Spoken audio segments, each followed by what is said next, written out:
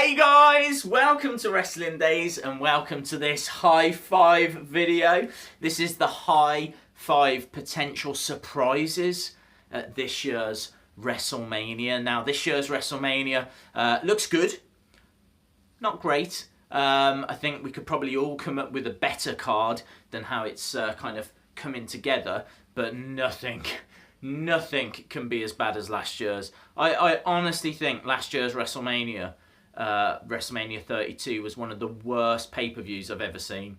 So let's get right to it. At number 5, I've got John Cena proposes to Nikki Bella in the middle of the ring after their match. Now I know this rumour has been floating around since this match kind of came together, but it would be a massive deal. And you have to remember as well that even though as wrestling fans, and dare I say male wrestling fans in particular, we don't really care for that kind of stuff.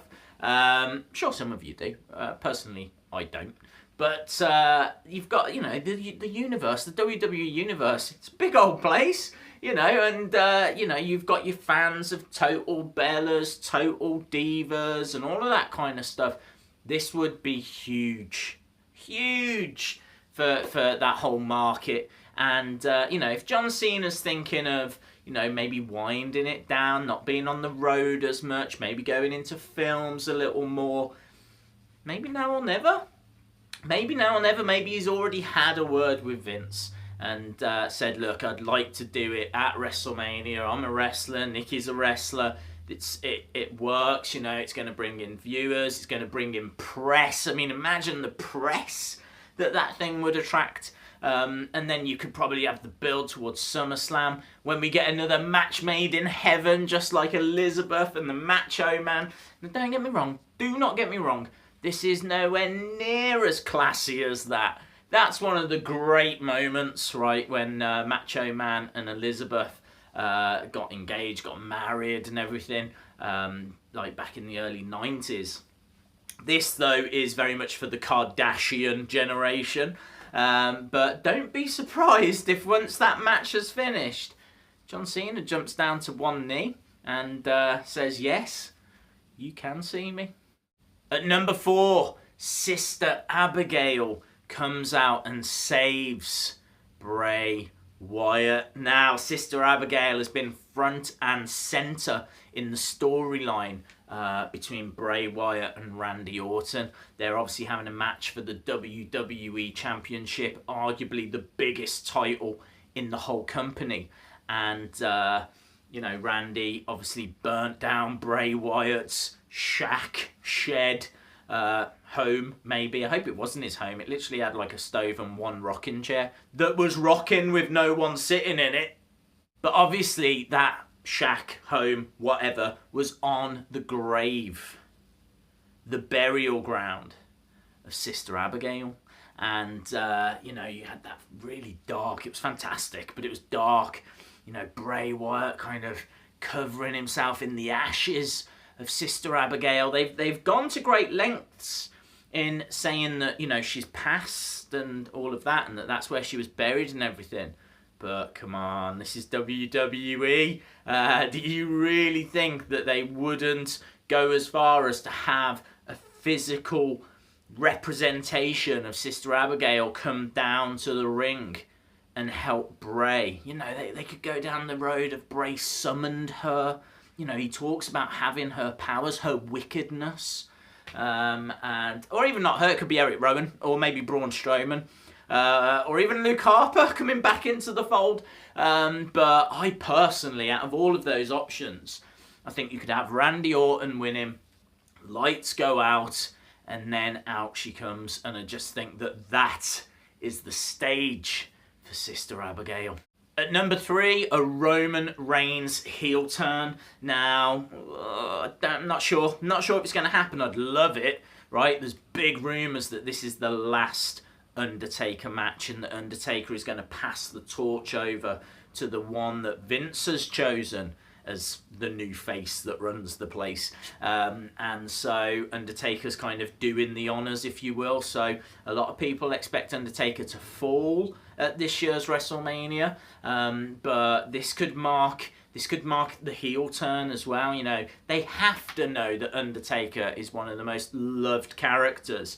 So how can they expect a Roman Reigns victory and for Roman Reigns to stay even remotely face?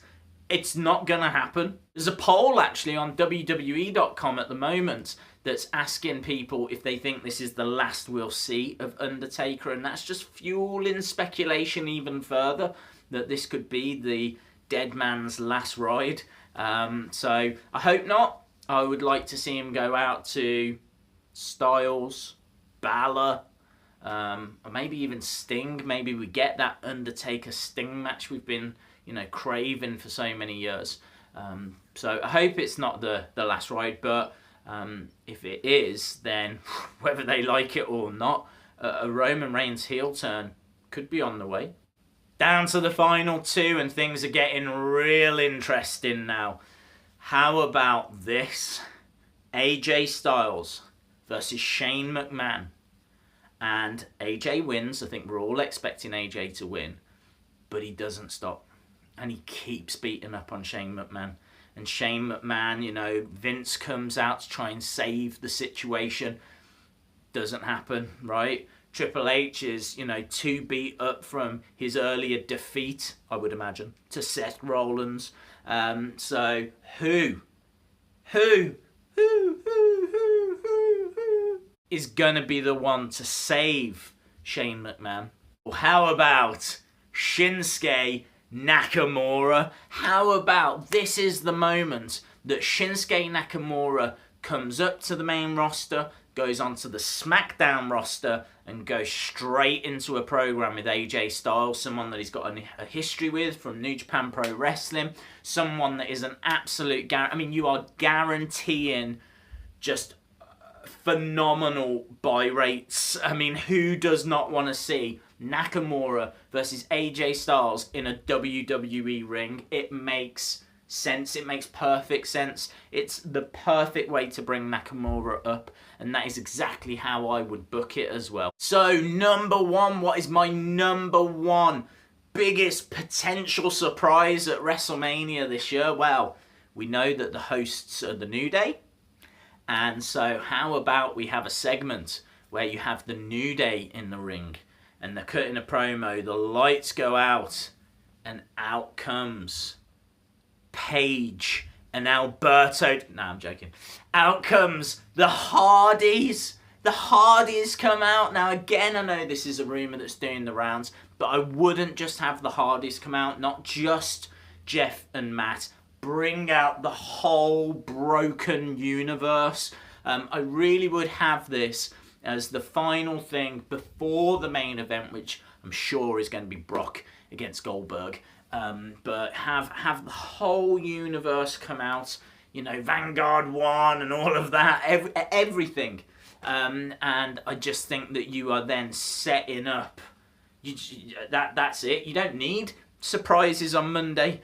Everyone's going to tune in to see the Hardys. Now, the Hardys have signed a contract with Ring of Honor, but they've not said for how long for. They're having a match, I believe, with the Young Bucks that weekend, but I think it's the Saturday, so I'm pretty sure they're free on the Sunday. So it could happen. It could happen, and I think WWE would be foolish to let that opportunity pass by. Awesome, guys. I'd love to know your thoughts. Do you like some of those ideas? Do you think some of those might come to fruition? Is there anything else that you would like to see? I was toying with the idea of Hulk Hogan making an appearance, but he's kind of publicly come out and said that's not happening. No one knows what's happening with Finn Balor, Samoa Joe. There's loads of potential surprises and whatnot. So I'd love to know your thoughts. But these were mine. So if you like the video, please give it a like. Hit the subscribe if you haven't already. I really would appreciate that. And we are going to be all over WrestleMania 33, as you would expect. So yeah, don't want you to miss out on any of those. So as always, thanks for watching, and hopefully I'll see you again next time. Bye for now.